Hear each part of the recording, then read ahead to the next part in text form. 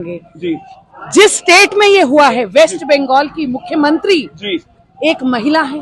जी। एक महिला होने के नाते जी। उनको बहन बेटी माताओं का दर्द समझ में नहीं आया। जी। और ये कोई पहला मौका नहीं है जी। कि वेस्ट बंगाल में ऐसी घटना घटी। जी। हम उस घटना की निंदा करते हैं। जी। हमें क्या चाहिए? हमें क्या चाहिए?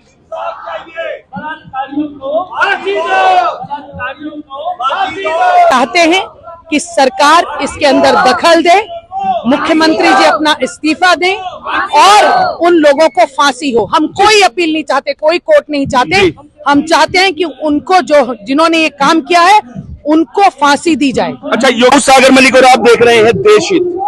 देश के अंदर होने वाले बलात्कार जैसे जघन्य अपराध को लेकर देश की जनता के अंदर कितना रोष है और देश की जनता के साथ साथ आज दिल्ली की जनता जो है सड़कों पर उतरी है और हमारे साथ इस बीच उतरे हैं कालका जी से निगम पार्षद योगिता सिंह जी।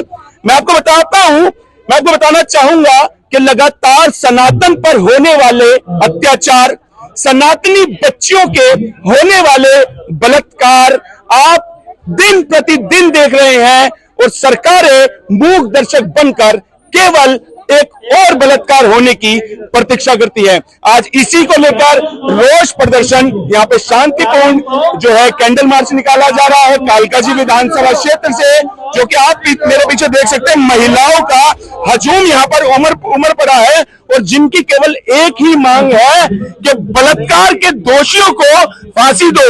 आखिर क्यों हमारा शासन प्रशासन हमारी सनातनी बच्चियों के साथ होने वाले बलात्कार जैसे जघन्य अपराध पर मूक दर्शक बनकर केवल तमाशा देखता है।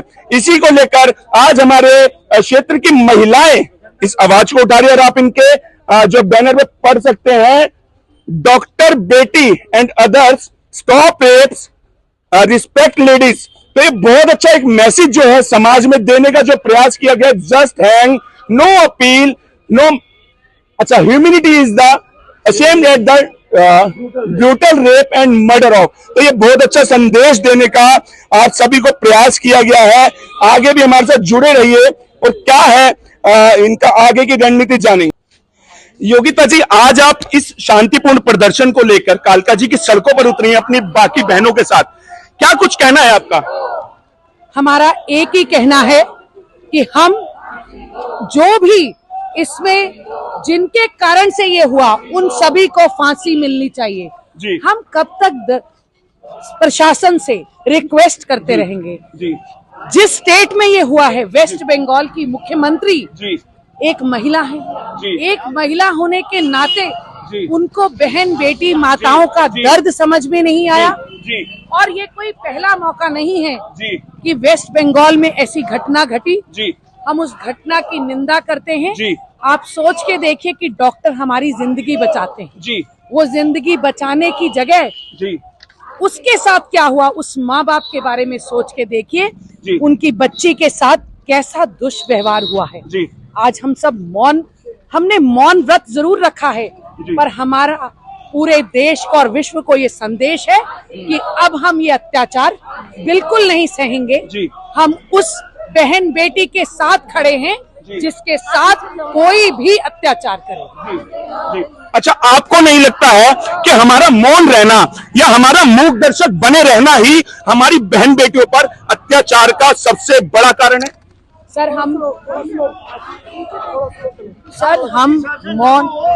हम चाहते हैं कि सरकार इसके अंदर दखल दे, मुख्यमंत्री जी अपना इस्तीफा दें और उन लोगों को फांसी हो। हम कोई अपील नहीं चाहते, कोई कोर्ट नहीं चाहते।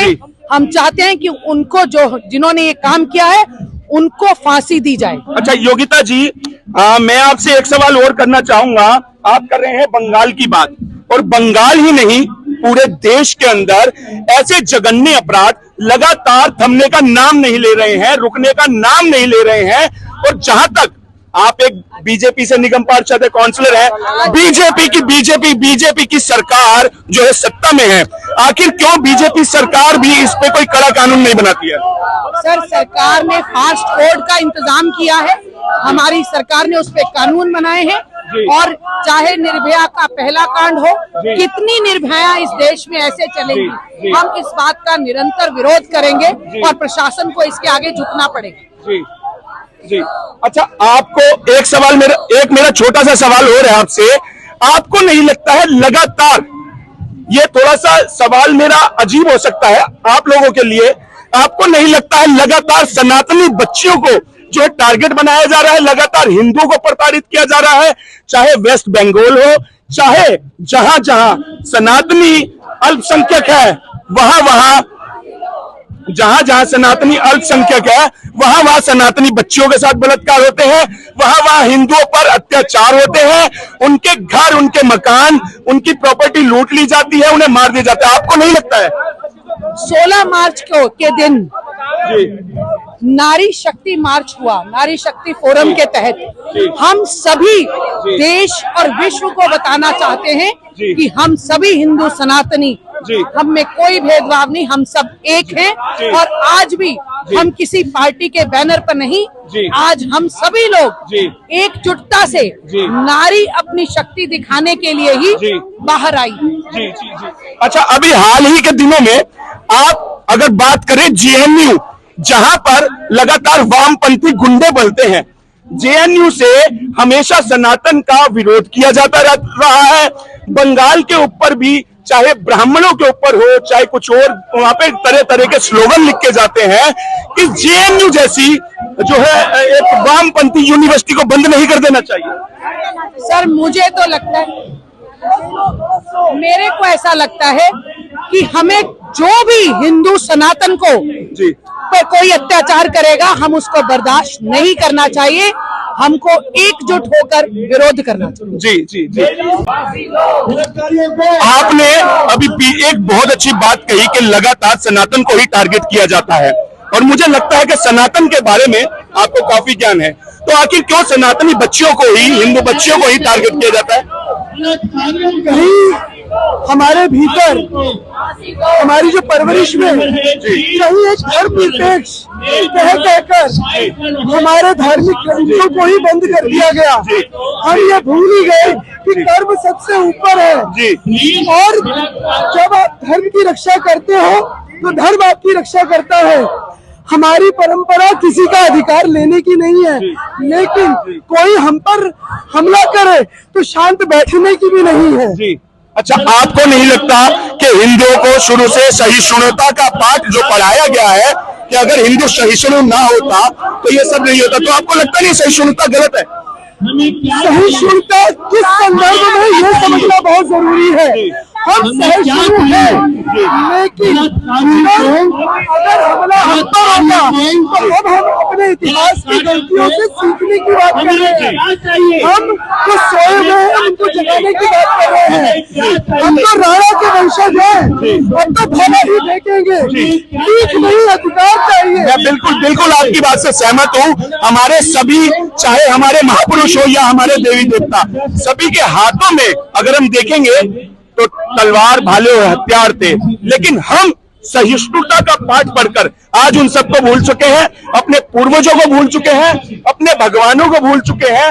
आप हमारे चैनल के माध्यम से हमारे देश की बेटियों को क्या संदेश देना चाहेंगे? मैं सिर्फ एक ही संदेश दूंगी कि आप अपनी गीता पढ़िए, अपनी रामायण पढ़िए, और वो जो शिक्षा आपको कर्म की और आवश्यकता पड़ने पर अर्जुन ने भी हथियार छोड़कर बैठ गया था, भगवान कृष्ण ने उसको इस बात के लिए मजबूर किया, उसको समझाया कि बेटा कर्म सबसे ऊपर है, तो हमको भी कर्मवान होना है। हम सहिष्णु वहीं तक है जब तक आप हमारे अधिकारों का हनन नहीं कर रहे। आप हमारे अधिकारों का हनन करेंगे तो हम आपको छोड़ेंगे। आज इसकी आवश्यकता है, और मैं फिर कह रही हूँ, भीख नहीं, अधिकार चाहिए। बहुत बहुत धन्यवाद। हमारी धरती ऐसी है जिसमें हमारे ग्रंथों में लिखा है, यत्र नारी पूजन्ते तत्र देवता रमन्ते। ये वो धरती है जहाँ देवता से पहले नारी की पूजा की जाती है और आज ऐसी स्थिति हो गई है नारी की। हमको ये दयनीय स्थिति नहीं चाहिए। आप देश के इतिहास में जाइए, हम धरती को अपनी माँ कहते हैं और सुबह उठ के अपनी माँ को छूते हैं। हमारे जितने भी भगवान हैं, लक्ष्मी हो, पार्वती हो, लक्ष्मी जी, हमारी सरस्वती माँ, हम सभी नारी शक्ति को पूजने वाले हैं। हमारा सनातन धर्म नारी शक्ति का आदर करना सिखाता है, पर आज इस देश में जो व्यथा हो चुकी है वो बहुत खराब है। हम सबको वापस हिंदू को जागृत होना पड़ेगा। जी जी जी, बहुत बहुत धन्यवाद।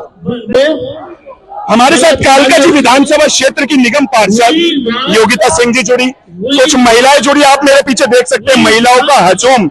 जहां तक आपकी नजर जाएगी ना, वहां तक आपको नारी शक्ति ही नजर आएगी। और आखिर क्यों ना हो नारी शक्ति के अंदर आक्रोश, क्यों ना हो आखिर नारी शक्ति के अंदर क्रोध क्यों ना हो, क्योंकि हमारे देश की, हमारे सनातन की बच्चियों को निरंतर लगातार प्रताड़ित किया जाता रहा है, उनके बलात्कार हो रहे हैं। तो हमारी नारी शक्ति आखिर आक्रोश में क्यों ना आए?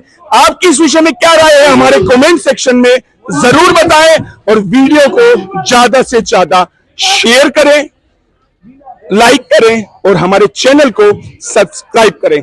मैं सागर मलिक, देश हित, दिल्ली।